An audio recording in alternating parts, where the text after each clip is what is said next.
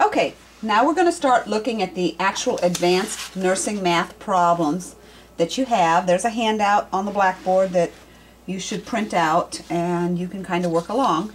There's 12 of them, and I'm going to demonstrate all 12 of these problems. And then there's a kind of a post-assessment on there. I think it has 5 problems, and that will be on your own. If you're not able to do them, come see me or anybody else and we'll see how we can help you. Alright, so the first problem says that you have a heparin infusion ordered to infuse at 1200 units per hour.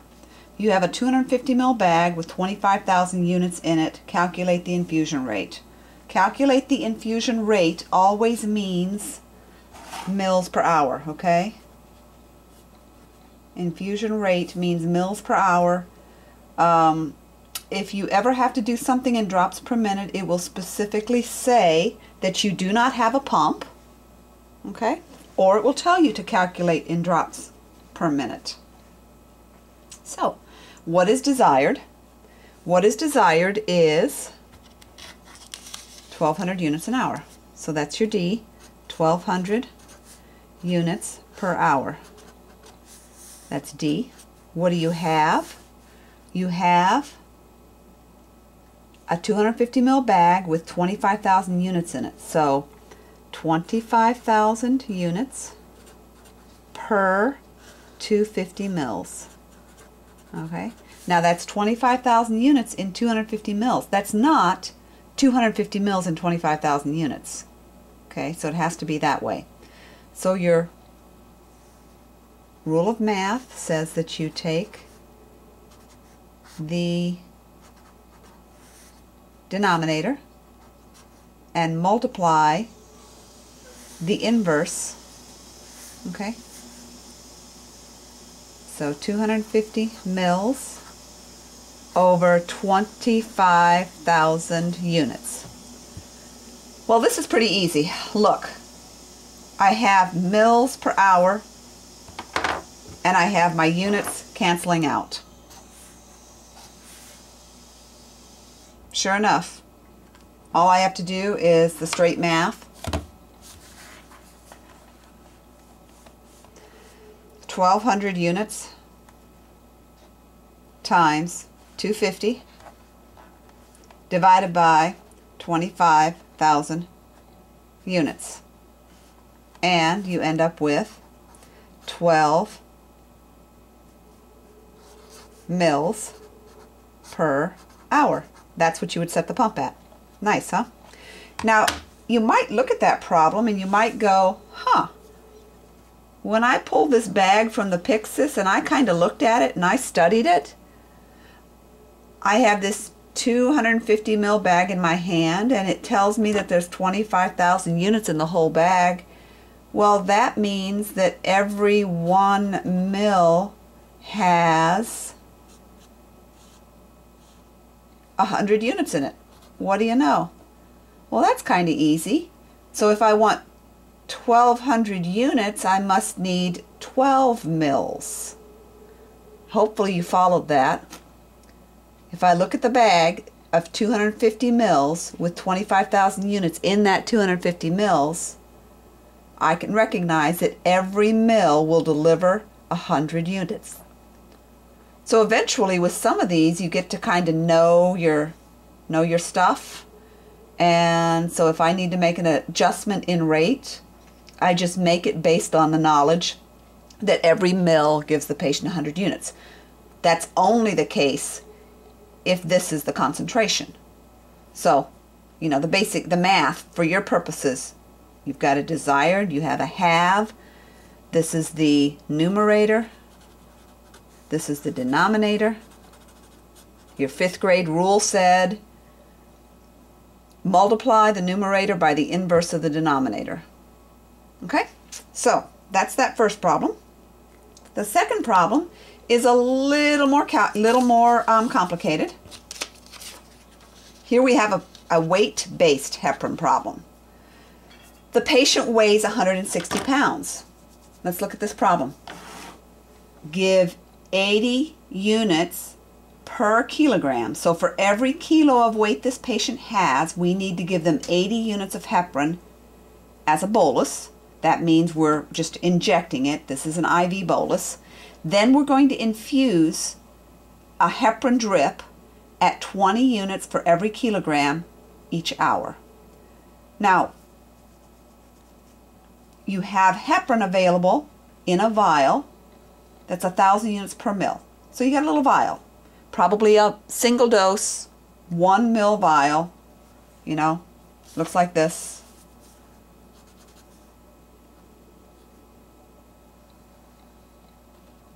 You know, pull it out of the Pyxis, that's your cap.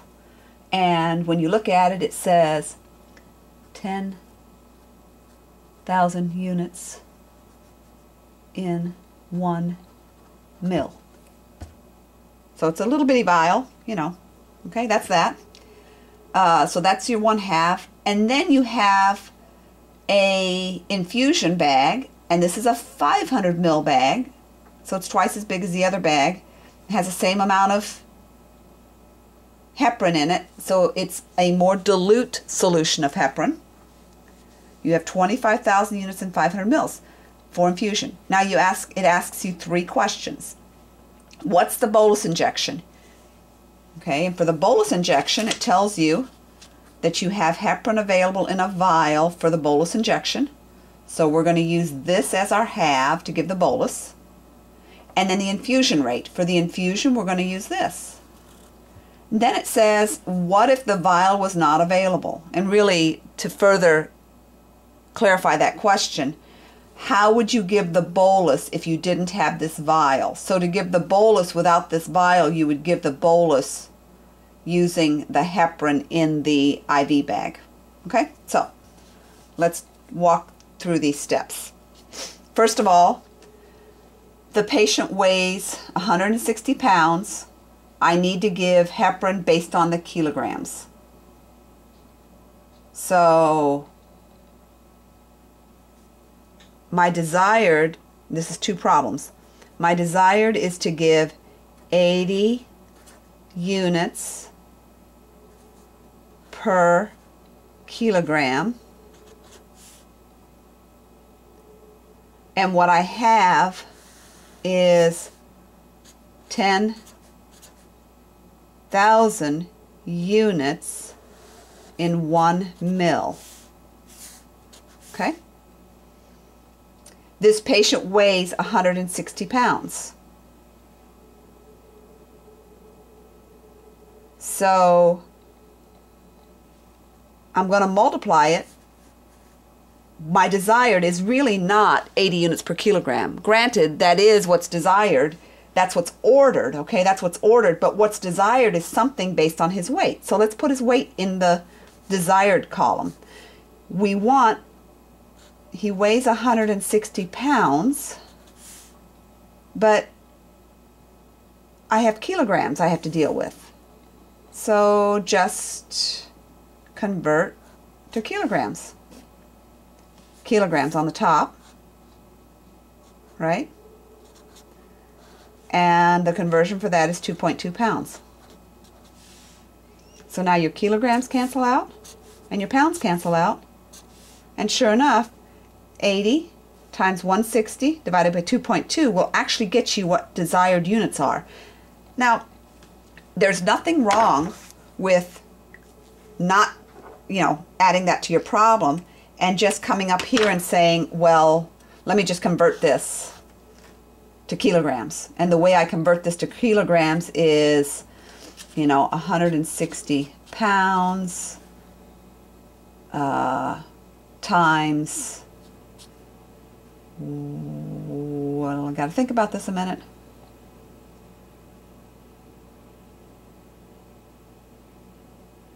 If I put pounds down here, yeah, 2.2 pounds is 1 kilogram. Yeah, so 160 divided by 2.2 will convert that. 160 divided by 2.2. All right, so this patient weighs 72.73 kilograms. Okay? So, that's probably a good thing to know. How much does he weigh? But we did it here also, using dimensional analysis. So now, really what's desired is, because for every kilogram, 72.73 times 80. What you really want to give him is 5,818 units. Okay? That's what's desired. You know, if I can do this also. I could say 80 times 160 divided by 2.2, 5818 units. I certainly think it's easier to convert your pounds to kilograms and just deal with the kilograms. But I was just pointing out that everything you do can be done using dimensional analysis. So now what's desired is 5,818 units. So this really takes the place of this, right? And then what you have, flip your denominator, 1 mil, which has 10,000 units in it. And sure enough, your units are going to cancel out. You have a mil left, and then you just do the math. And what you end up with is part of a mil. And you should be able to see that. If I want to give 5,800 and some odd units, and every mil has 10,000 units in it, I know I'm going to give less than a mil. And if you actually, you know, do the math, divided by 1,000, you just move the decimal place. Excuse me, divide it by 10,000. Make sure you divide correctly. When I just divided it by 1,000, I ended up with 5.8 mils. Well, I know 5.8 mils isn't right because 1 mil has 10,000 units. If I give 5 mils, I would be giving 50,000 units. That's not right. So whenever you come up with an answer, you look at it and say, does this make sense? And sure enough, 5 mils would not make sense. So let me do that again. 5818. Well, let's push the right buttons. 5818. And let's divide it by enough zeros. See, this is what I did the first time. So do that. Okay, 0.58. Does that make sense? 0.58 mils. Yeah, that makes sense because this is a little more than half of that. Okay, so you're going to use a tuberculin syringe to administer that precise dose. Tuberculin syringes are, you know, it's got a plunger on it. And it's a 1 mil syringe. And it has very detailed little things. And now, the tuberculin syringes that I've seen, they have a needle on them and the needle doesn't come off. Well, what do you do with that? Well, you can draw it up with this and then you can convert it to a 3 mil syringe. You can squirt it into the, you know, take the, now this, in my setting, we attach the needles on these. The tuberculins and the insulins already have the needles attached. So I wouldn't attach the needle. I would just take this needle and stick it into there, and I would squirt that very precise dose into that, and then I would give it. Or, depending on your institution, you might have the latitude to use a 3 mil syringe and just draw up 0.6 mils. Because the reason you have to have this needleless is it's going in an IV. And most all of our IVs are now needleless. All right, so we have dealt with the bolus, okay? Using the vial, that little vial that you pulled out of the Pyxis, you draw up 0.58 or 0.6 mils, and that's what's going in the IV. Now you have to run the infusion.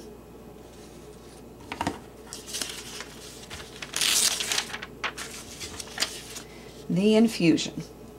Desired is, for the infusion, 20 units per kilogram, right here.